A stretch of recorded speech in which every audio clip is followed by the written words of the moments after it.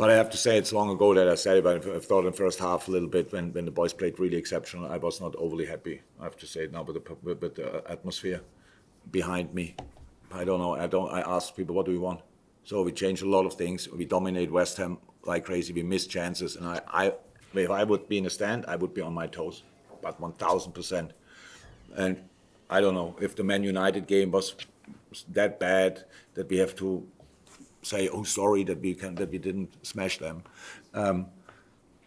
We need Anfield on Saturday. Without Anfield, I would say they didn't play this week, just to make sure I know. Sorry, they didn't play. They prepare for this game, and who knows a little bit about them, they will be prepared. So we need Anfield on their toes from the first second. Without me having an argument with the opposition coach, whatever, we need you from the first second.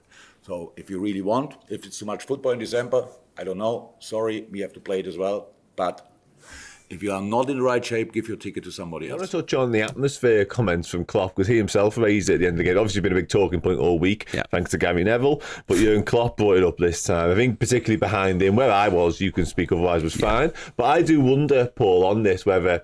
is this mind games from Jurgen a little bit? Because I thought the atmosphere was okay last night. Is he asking for more come Saturday? People have totally misunderstood what Klopp was saying. I think some of it's because if you're not at the game and you didn't see the moment. There's others where people have just read the quotes, and it's actually how the quotes are being portrayed by Sky and BBC. They're saying Klopp was criticising the atmosphere against West Ham. And technically he was, if you're talking about it in a broader sense. It's like saying, I'm pointing west, whereas in reality I'm pointing somewhere between north and west. But if you just get a general sense, I'm pointing in that half of the compass. Klopp had an argument with a section of the main stand during the game, and I know not a lot of people saw this, but I noticed it. There's a subsection that was kind of over his right-hand shoulder. And it was when we got a corner, and I don't know exactly what the inciting incident was, but what I guess is it was probably people going or not cheering the right thing. Yeah. And he turned around and he was really animatedly shouting at this section of the crowd. And then the corner was about to be taken, and he turned round and he clapped. And then went like idiots, and then got on with obviously coaching the team. The atmosphere in the Cup was great. So that's what I can speak to. I think it's on the back of Gary Neville's comments. That too, yeah. Again, it's a story. So Klopp says something, suddenly it becomes big news. I mean, I think you can't deny. For all the years I've watched, a night game and a cup game will always have a better atmosphere than a wet Saturday afternoon playing Luton or whatever.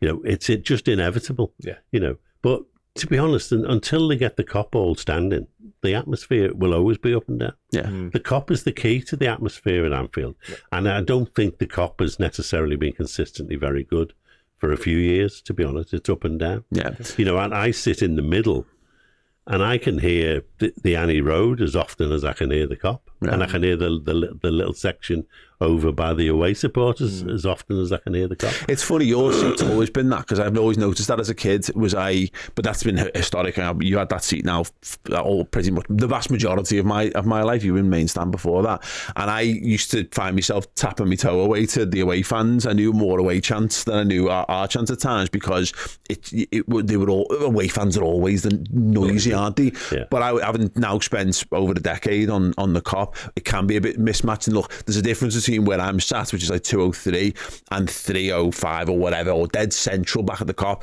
If you go there, you can't work out you can't understand why people are saying the atmosphere is crap, because you sing constantly, you stood up constantly and you sing constantly. What I thought was interesting about Klopp's comments, I think he's been watching content about the atmosphere, because he's referenced a few of the sort of touch points, and I think it's that idea of because he referenced the whole, if you're not asked, don't give your tickets up. If you don't want to sing, give your tickets up. That's been a lot of topic of conversation, and that's what I thought was interesting about West Ham.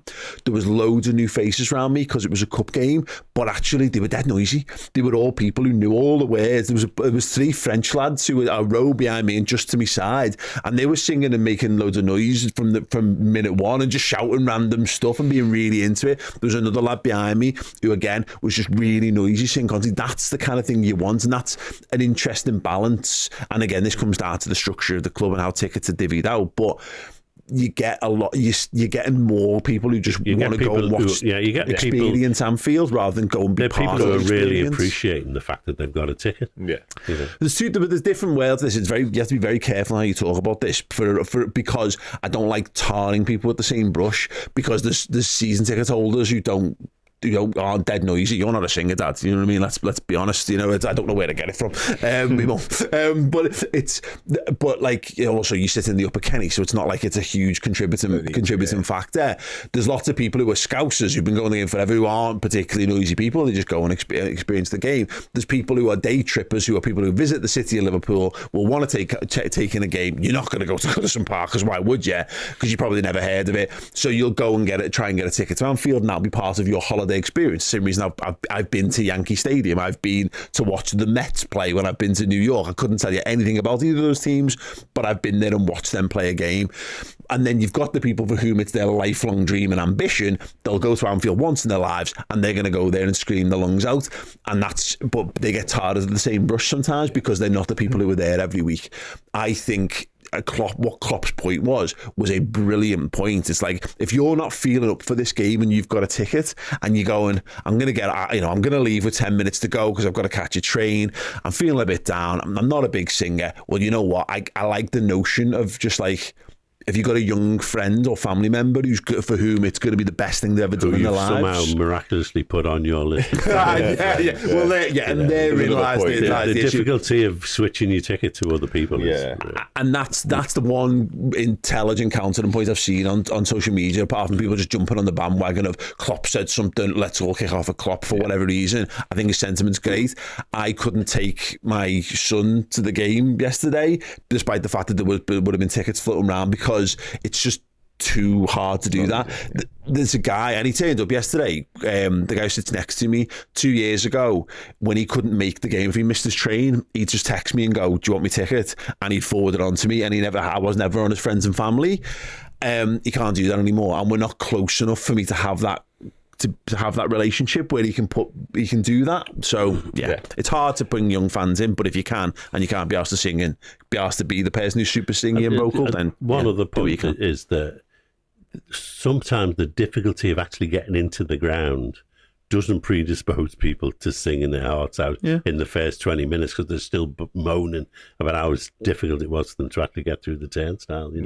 I think they really need to start addressing their electronic systems to stop queues forming before the kickoff.